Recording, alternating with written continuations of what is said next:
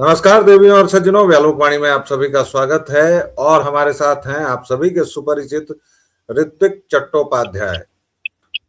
हम आज दो विषयों पर बात करेंगे। बंगाल पर खास तौर से बात करेंगे। बंगाल पर अभी 1 2 दिन 3 दिन और बातें होंगी, क्योंकि आप सभी जानते हैं कि बंगाल का चुनाव किसी आम राज्य के विधानसभा चुनाव की तरह नहीं था, और यह हमने कई तरह से साबित किया है। हम पिछले 1 डेढ़ महीने से लगातार बंगाल वाणी के जरिए आपको बंगाल की टटका खबर दे रहे थे, और अभी वो कार्यक्रम हम बंद नहीं करने जा रहे हैं। लेकिन उसके साथ हम कांग्रेस के चाल चरित्र और चिंतन पर भी चर्चा करेंगे। किस तरह कांग्रेस का पूर्ण कायांतरण हो चुका है। हालांकि वो पहले भी मुस्लिम परस्त थी, लेकिन अब वह मुस्लिम लीग से भी आगे बढ़कर लश्करे तैयबा की तर्ज पर लश्करे कांग्रेस, हिजबुल मुजाहिदीन की तर्ज पर कांग्रेसी मुजाहिदीन और तमाम आतंकी संगठनों की जमात में हो गई है। हम उस पर भी चर्चा करेंगे, लेकिन पहले हम बात करेंगे बंगाल की। बंगाल की इसलिए क्योंकि आप लोगों ने सैकड़ों वीडियो अब तक देख लिए होंगे। माताएं बहनें नाच रही हैं, गा रही हैं, खुशी से वो झूम रही हैं, और उसके साथ साथ जो आंसू हैं वो बता रहे हैं कि ममता बनर्जी के 15 वर्षों के कुशासन में वहां की हिंदू जनता और खास तौर से हिंदू महिलाओं के साथ क्या क्या घृणित अत्याचार किए गए, क्या क्या घिनौने बर्ताव। शुरुआत हम लोग इसी से करेंगे, लेकिन आज ऋत्विक भाई फ्री फ्लोइंग हम लोग जाएंगे और तमाम बातें कर सकते हैं। ये किसी बंधन में नहीं रहेंगे। हमारे पास अभी बंगाल से जो ताजा जानकारी है वो ये जानकारी है कि ममता बनर्जी का विक्षिप्त होना पूर्णता को प्राप्त कर चुका है। वो कह रही हैं कि इस्तीफा नहीं देंगी, इस्तीफा नहीं देंगी, और वो हारी नहीं है, वो लूट लिया गया है। और वही बयान राहुल विंची दोहरा रहा है, संजय सिंह दोहरा रहा है, केजरीवाल दोहरा रहा है, और तमाम इस तरह के गुंडे, लुटेरे, झूठे मक्कार जो संसद में बैठे हुए हैं, या फिर उनकी टीम बी जो पत्रकारिता के नाम पर पक्षकारिता करते हैं, जो अकादमिक संस्थानों में घुसे हुए हैं, ये सब एक ही भाषा बोल रहे हैं। ये भारतीय गणराज्य के सर्वोच्च संस्थानों, सुप्रीम कोर्ट से लेकर चुनाव आयोग से लेकर ईडी और सीबीआई, सबको लपेटे में ले रहे हैं और देश को संपूर्ण अराजकता की ओर धकेलना चाह रहे हैं। अब सीधे चलते हैं ऋत्विक भाई के पास। ऋत्विक भाई, शुरुआत करें। सर्वप्रथम तो आपको और आपके प्यारे प्यारे प्रबुद्ध दर्शकों को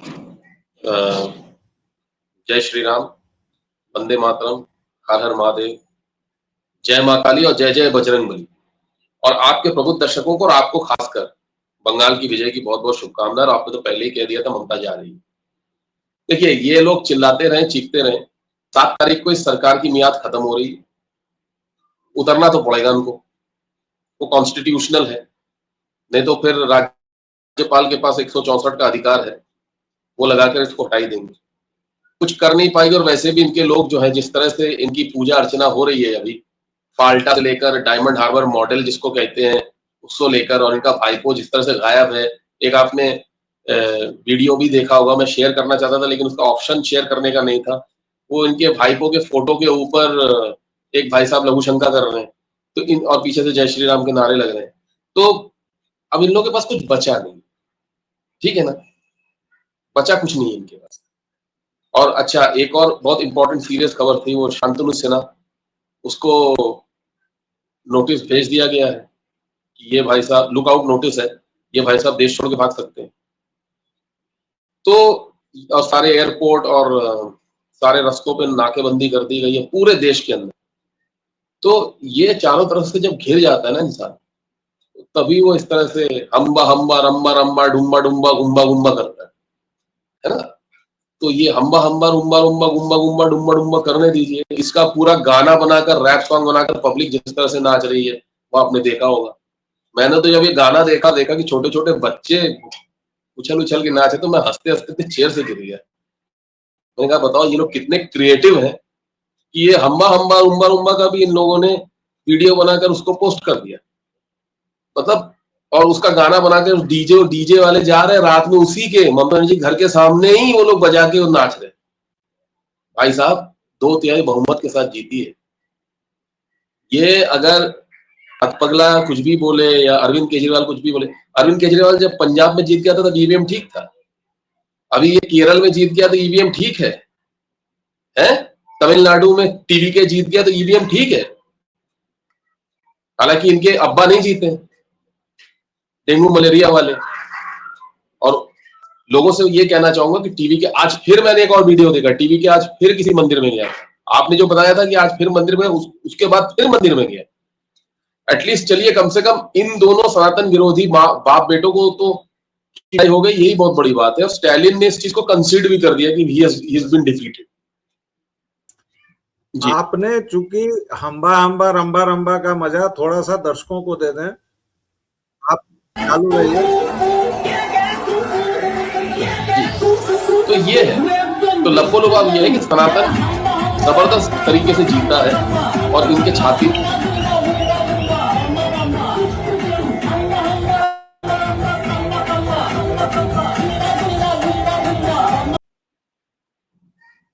मतलब आप ये देखिए दर्शकों कि बंगाल की जनता का गुस्सा उसकी क्रिएटिविटी के तौर पर किस कदर फूट कर निकला है।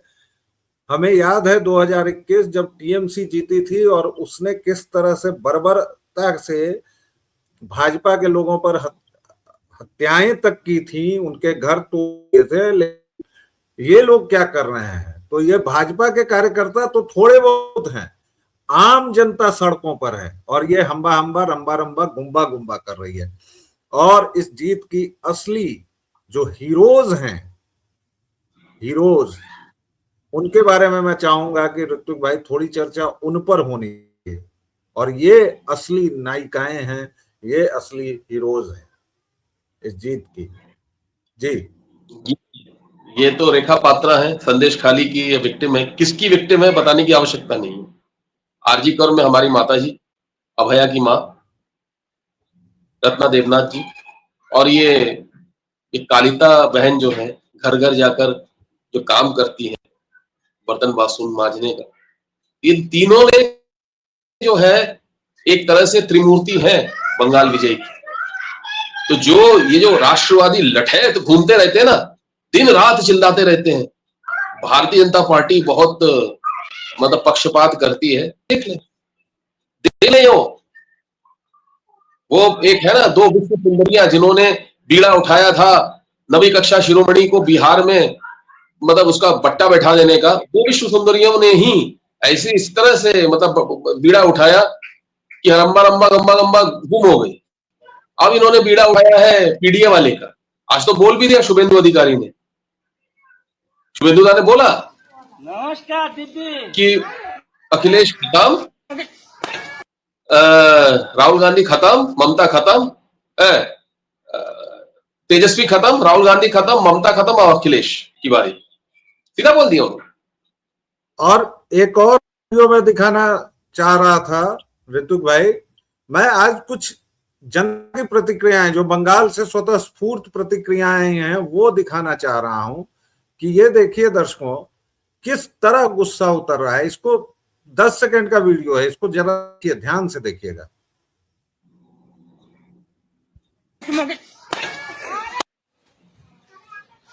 देखिए। नमस्कार दीदी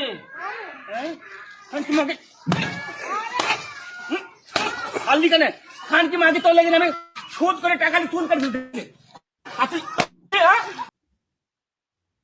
ये गुस्सा, ये आक्रोश, ये रोष केवल और केवल टीएमसी के उन पालतुओं को नहीं छू रहा है जो पैसा कमा रहे थे, जो हिंदू बहु बेटियों की नीलामी कर रहे थे, जो मुगलिया पापों के सामने उनको परोस रहे थे।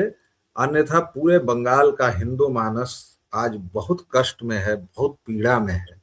और वही सारी जनभावना आज सड़कों पर है, सोशल मीडिया पर है, जिसको ये सेक्टर 16 के 12 बाई 12 के वातानुकूलित कक्ष में रहने वाले लोग आपको नहीं दिखा पा रहे हैं। तो हमने ये बीड़ा उठाया है कि हम आपको कुछ ऐसी तस्वीरें, कुछ ऐसी चीजें जरूर दिखाएं जिससे आपको पता चले कि बंगाल में असल में हुआ क्या है। ये आम चुनाव नहीं था और ये आम नतीजे, आम परिणाम नहीं आए हैं। यह सचमुच सांस्कृतिक पुनर्जागरण है। ऋत्विक भाई, 13वीं शताब्दी में एक नव जागरण हुआ था, नव चेतना जागी थी, इसको न्यू रियलिज्म कहते हैं।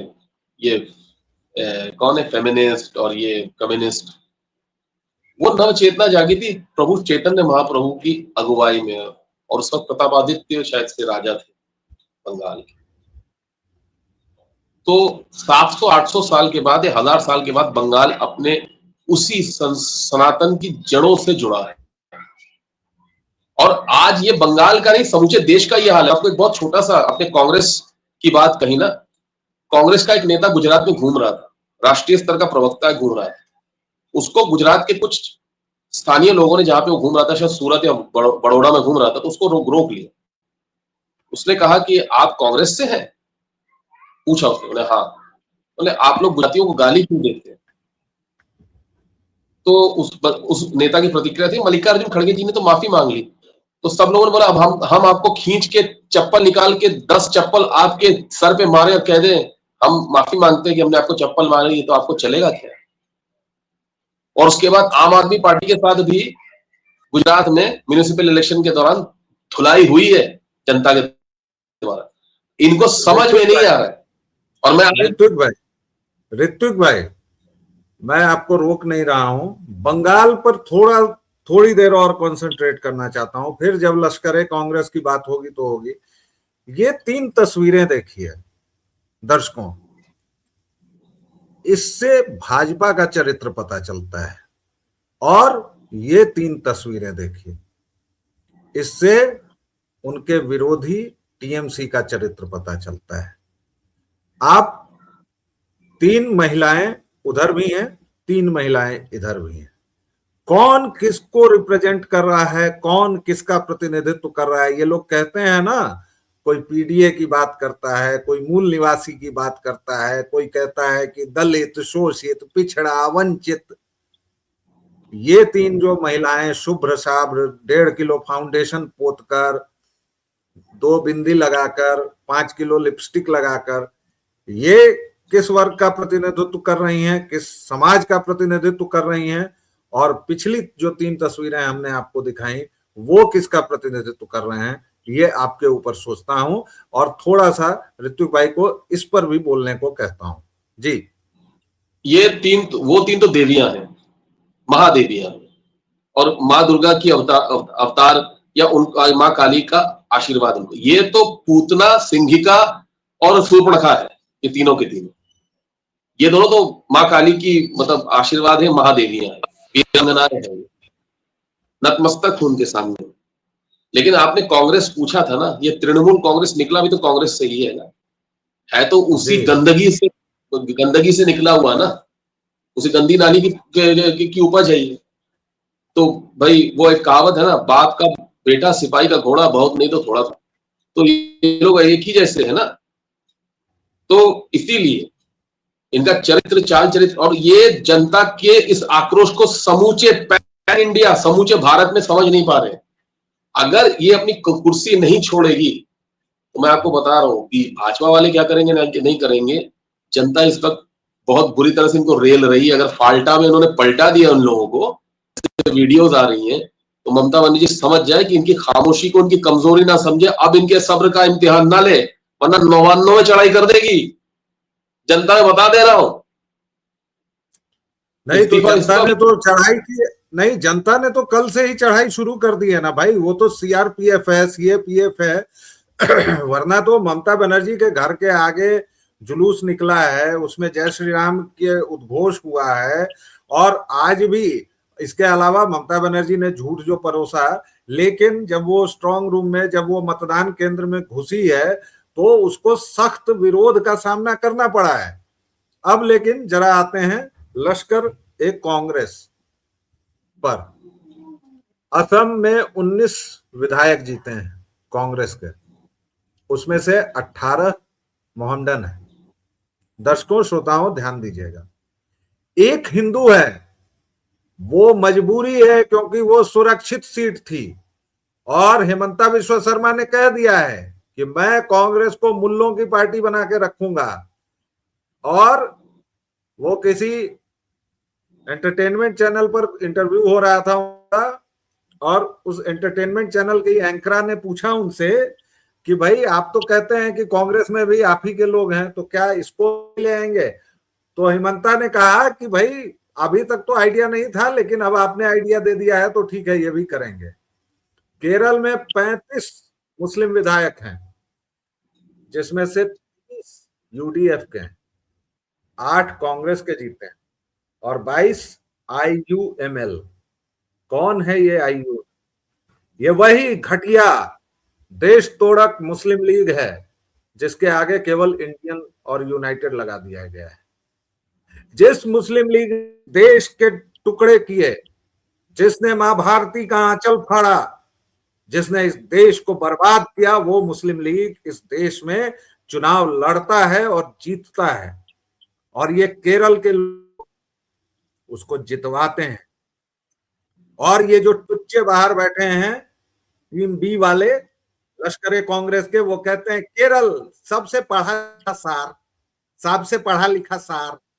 अरे टुच्चों, केरल सबसे ओवररेटेड राज्य है इस देश का। मैं वहां रहा हूं 6 महीने कम से कम।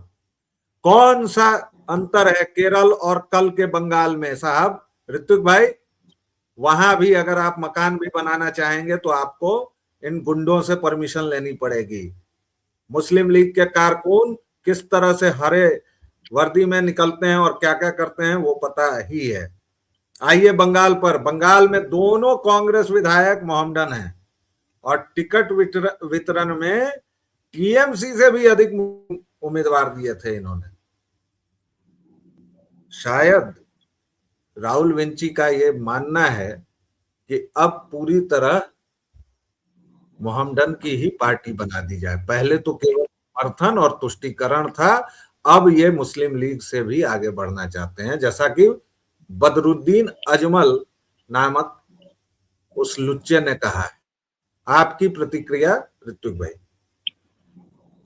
कांग्रेस जो है आज की तारीख की न्यू ईस्ट इंडिया कंपनी है और वो ईस्ट इंडिया कंपनी से ही उपजी है, उसमें कोई नई चीज नहीं।